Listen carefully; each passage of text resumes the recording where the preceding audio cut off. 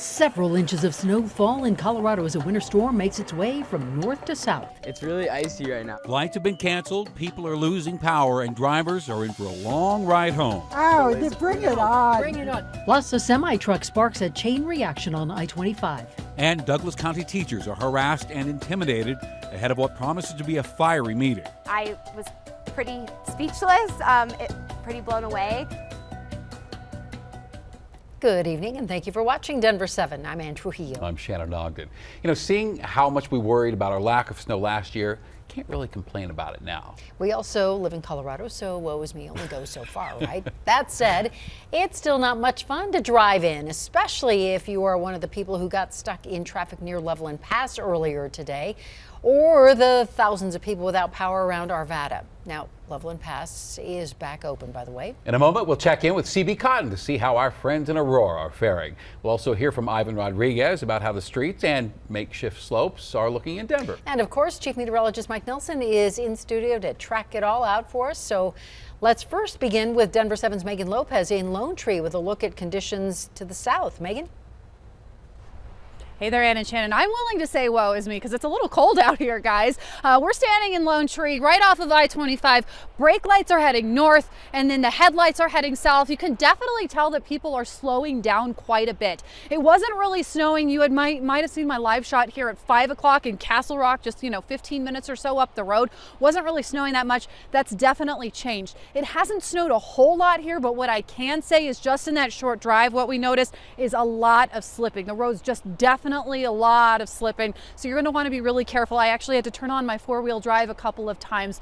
I just checked CDOT's website. They're not saying anything so far in terms of accidents, which is always a good thing here in the south because we know this part of I-25 sees a lot of accidents, particularly in the morning, but so far everything seems to be going nice and well. You're also starting to see less lane visibility on I-25, and you're starting to see those cars slow down. Side roads, I've definitely noticed a lot of plows so far. It's going to be a busy night for plow drivers as the snow starts to accumulate. Less than an inch here, guys, so far. So just really a dusting, but it is making those roads just a little slippery. We're obviously going to be watching this and making sure to keep everybody safe, but make sure that you're staying home, staying warm today, because this is going to be one of those days where if you don't have to be out, you just don't want to be, guys. Yeah, it is one of those days. Thank you, Megan. And Ivan Rodriguez has been following along with road crews today in Denver, and then I guess he got tired of that and decided to go skiing instead. Ivan, how is Ruby Hill this evening?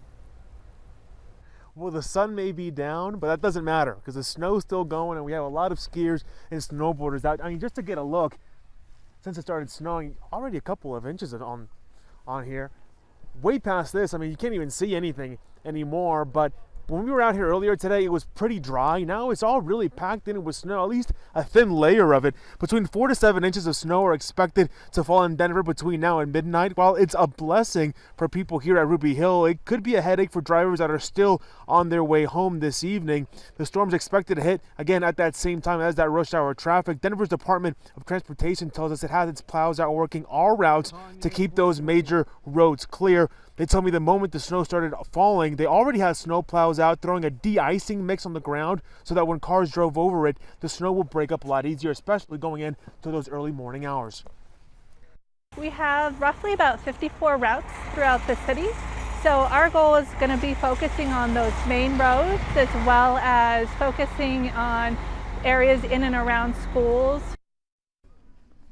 Denver's Department of Transportation says it won't have those residential plows out working, mainly because temperatures are expected to increase a little bit more going into that weekend. For now, live at Ruby Hill, Ivan Rodriguez, Denver 7. All right, why don't you go take a few runs. All right, now to CB Cotton, live in Aurora. Looks to be coming down pretty steadily there, CB. Shannon, it definitely is. We're here off of East Alameda Avenue. We've got a great bird's eye view of I-225 actually, and we're definitely noticing that these conditions are impacting the evening commute. I'm going to step out of the way, give you a better view. If you take a look behind me, drivers are making some adjustments. They're going slower, putting distance between themselves. And that's what CDOT recommends if you come out and you drive on the interstate during these conditions. As for how Aurora will handle this wintry weather, we know the city they're going to be using 42 plows through the night, but we know the city has over 90 pieces of snow equipment, so they'll be able to make adjustments as needed. As for clearing roadways, the city says its first priority are those routes to the hospital, police, and fire stations. then their second priority is going to be clearing those roadways to nursing homes, neighborhoods, and schools. Of course, we're going to be out here all throughout the night monitoring these conditions here in Aurora. For now, I want to send things over to Chief Meteorologist Mike Nelson. Mike, what can you tell us about what this snow means for the Front Range? Well, it's good news as far as the moisture is concerned. It's bad news if you're out on the road, CB, but it is mid-February. We're going to get this.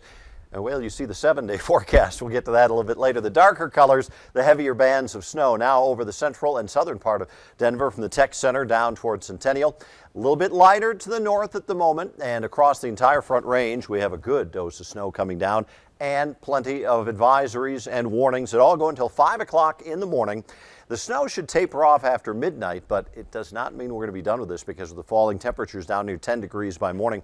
Roads are really going to start to ice up. So this is what we have for current readings. And just to rub it in a little bit, this is how much colder it is from 24 hours ago, a good 20 to 25 degrees colder than those warm readings we had yesterday. So the headlines on this: roads get worse tonight. The snow will be ending after about midnight, slick and slow in the morning, and there is another snowstorm with even colder weather coming up in the 7-day. I'll share all that great news with you in just a bit. All right, we'll see you a little bit later in the newscast, Mike. Thank you. And 196 flights were delayed, 122 canceled today at DIA, and many of those postponements came before the snow arrived. So we should expect more delays tomorrow. And we will be tweeting out traffic issues and retweeting photos of people's pets in snow all night long. And as always, you can find our 24/7 weather stream on the Denver 7 Plus app. And you know, if not for the snow, we absolutely would have started this broadcast with Douglas County. And we might still be talking about it at this point because of how much has happened over the last 24 hours. Now, first, there was a records request by a still unidentified person for the names of every employee who called in sick ahead of recent protests. Publishing those names has been a talking point on conservative radio. School board president Mike Peterson, who led the effort to oust the former superintendent Corey Wise, told staff he will not tolerate retaliation against teachers or employees. And those teachers might understandably feel Peterson's pledge arrived too late. This morning, employees of at least 2 schools reported finding these flyers on their cars. Now, Denver 7 has spoken with several teachers who feel unsafe and unwelcome under the current circumstances, and many did not want to speak on camera. And the one you're about to hear from did so because she said she believed it would be a good example for her students who, believe us, are watching. We are in this job because we love kids, we love students, we believe in their power and ability to shape our future generations in our world. We believe in them so much that we are continuing to stay even in conditions that don't feel fair. And late this evening, we learned the request for records containing the names of teachers was withdrawn. It is unclear if the school board could have otherwise found a way to avoid releasing them. Also, the board intends to update the public on the superintendent search this evening. The agenda shows they hope to have a finalist for the job by February 24th, an accelerated hiring process by any standard. Oil and gas producer Kerr McGee is requesting it be allowed to bypass setbacks and drill 33 new wells in Firestone. The proposal drew considerable, though notably polite, pushback from locals in a meeting today. Quite simply, this large project does not belong in this highly populated residential area. I firmly believe oil and gas wells and a production facility at the corner of Pinecone Avenue and Colorado Boulevard in Firestone makes no sense for this area. Is it zoned to accommodate this? Yes, of course. Is it within the rules in the town code to put it there? Yes.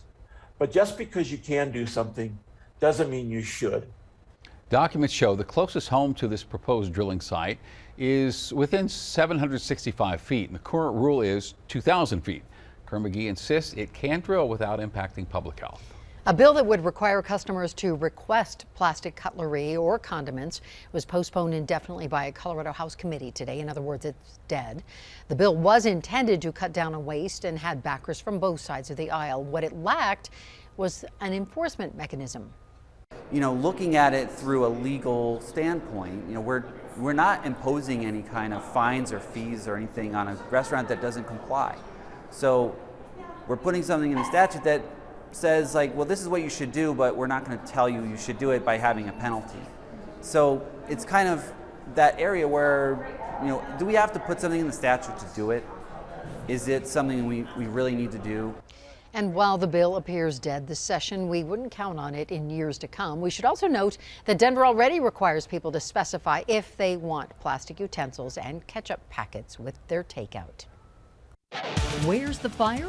Gilpin County says these sensors provide an answer with ample time. We were able to get a 36-minute head start. Plus, the trucker kicks off a chain reaction, then leaves without taking responsibility. We thought we was going to be the world champs, and we did it. Hey, Flo, we did it, my boy. And California shows love for Von Miller. We did it.